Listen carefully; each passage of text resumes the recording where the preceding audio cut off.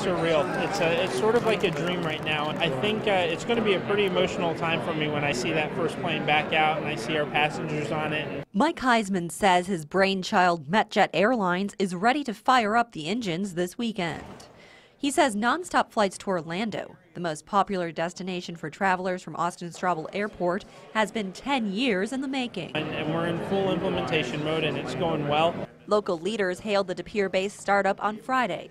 However, Metjet has had a turbulent route to success. Our credit card processor, because they decided they didn't want to do airline tickets anymore, pulled out and gave us 10 days notice. We made a conscious decision to cancel the initial flights, push them back to October.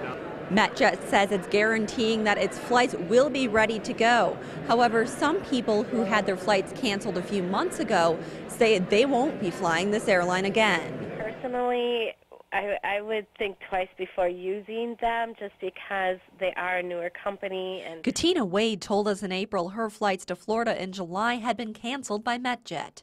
Today over the phone, she told Fox 11 that cancellation cost her family. I had to scramble and find a new flight to get us there, and we ended up paying more than what we had anticipated.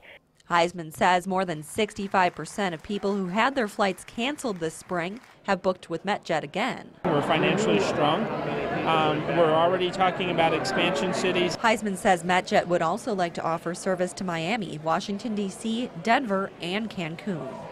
In Ashwaubenon, Kelly Schlicht, Fox 11 News. The first once-a-week Metjet flight is scheduled to take off early Sunday morning for Orlando. We fact-checked some flights and found sometimes Metjet was cheaper, sometimes the major airlines on a Sunday-to-Sunday trip were cheaper. Weekly service to Fort Myers starts Wednesday afternoon.